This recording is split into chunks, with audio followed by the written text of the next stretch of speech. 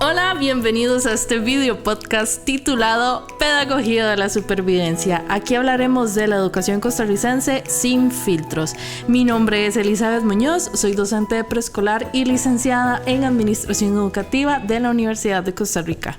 El título de hoy está muy interesante. Vamos a hablar sobre la realidad de los educadores en el sector educativo. Si usted es un docente que por X o Y razón ha pasado por situaciones difíciles, especialmente con lo del salario, pues este podcast y este capítulo es para usted. Este podcast va a estar dividido en 3 bloques. El primer bloque vamos a hablar sobre el salario. En el segundo bloque vamos a hablar de ¿qué puedo hacer yo si no recibo el pago conforme la ley, como lo establece la ley? Y en el tercer bloque vamos a hablar de otras problemáticas que se presentan en los centros educativos. Bloque 1, salario. ¿Qué es el salario? La legislación costarricense establece que todo trabajador tiene derecho al pago de un salario justo y acorde con la ley. En este momento les voy a poner en la pantalla los salarios que establece el Ministerio de Trabajo. Estos salarios su jefe debe de cumplirlos. Obviamente a esos salarios hay que hacerle sus rebajas de garantías sociales y demás. Pero bueno, si en su centro educativo no le están pagando, si usted es bachiller, debería recibir el monto que dice ahí, 653 tacataca. Si es licenciado, el monto que dice ahí. Si no están cumpliendo con esta ley, bueno, aquí va a entrar el segundo bloque, que vamos a hablar sobre qué puedo hacer si mi jefe no me está pagando lo que corresponde. Vamos al bloque 2. Bloque 2. ¿Qué hacer si no recibo mi salario conforme la ley? Hace unas semanas yo misma inicié una denuncia masiva de centros educativos que no pagan conforme la ley. Me tomé la tarea de pedirle a muchos docentes que me enviaran sus testimonios reales de situaciones que viven ellos en centros educativos o que vivieron en centros educativos donde estuvieron. Y bueno, desearía mostrarles todos los testimonios que recopilé, e incluso hay unas situaciones que uno dice, wow, ¿cómo es posible que esto se dé en el sector de educación? Bueno, ahora sí, respondiendo a la pregunta del bloque 2, ¿qué puedo hacer yo si no recibo mi salario?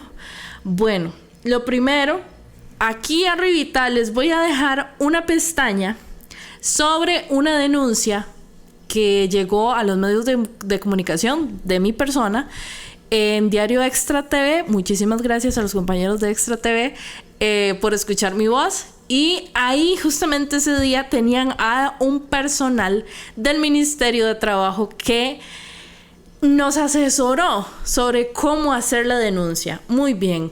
Yo voy a explicarlo acá en este podcast de una manera muy breve para que usted esté enterado de qué es lo que tiene que hacer. Bueno, la primera instancia a la que podemos recurrir es al Ministerio de Trabajo.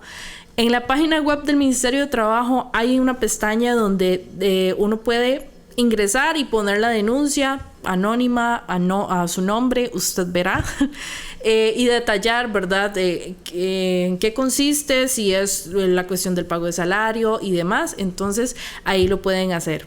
También si es una cuestión de que su empleador le está pagando lo que le corresponde de su seguro social, puede también hacer la denuncia a la Caja Costarricense del Seguro Social. También se puede extender la denuncia a la Defensoría de los Habitantes.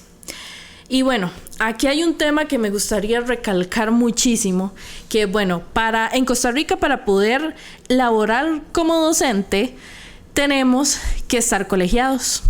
Está Colipro. Nosotros tenemos que pagar una mensualidad de 7,500, ¿verdad?, cada mes del año.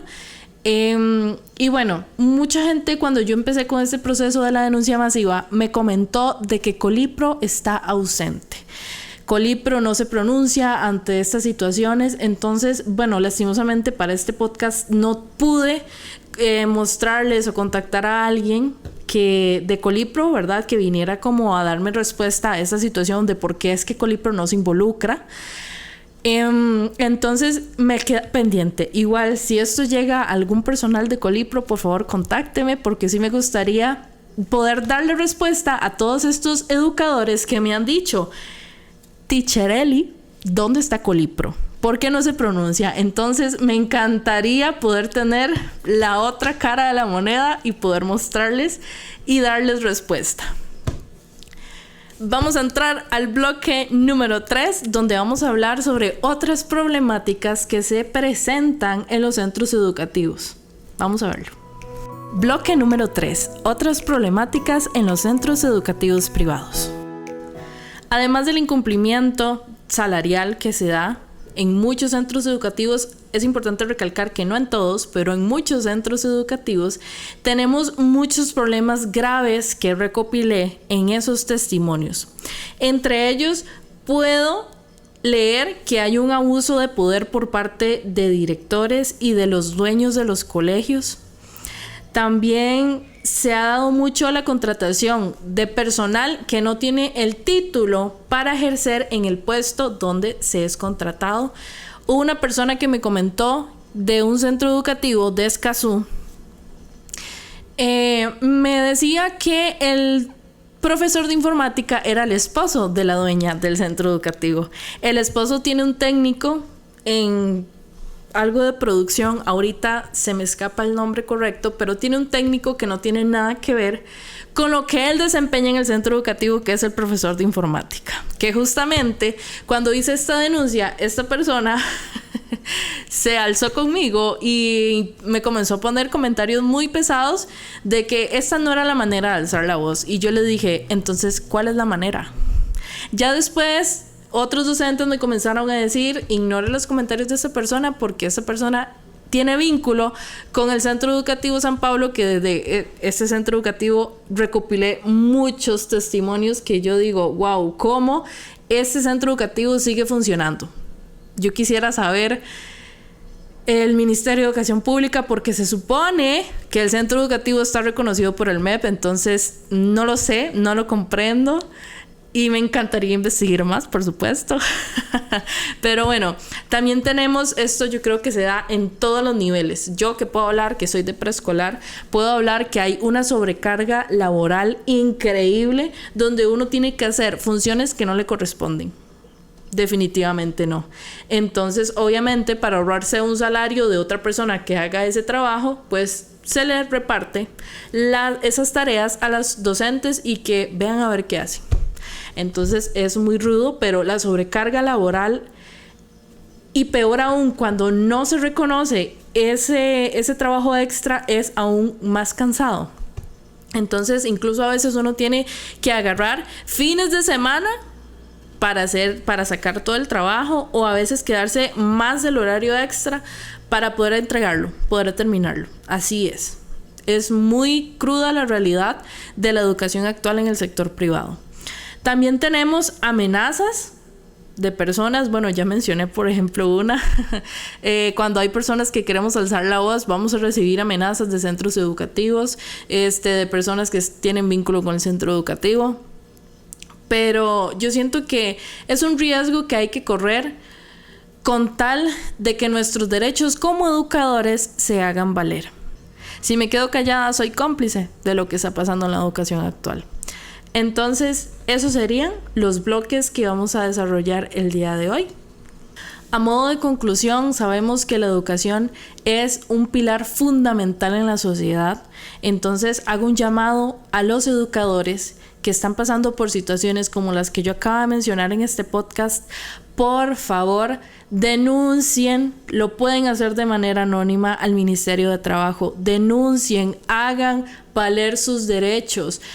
Estudiar en la universidad cuesta mucho, sea universidad estatal o sea universidad privada, cuesta mucho para que usted le paguen ni siquiera el salario mínimo de una persona que no está especializada en ninguna área.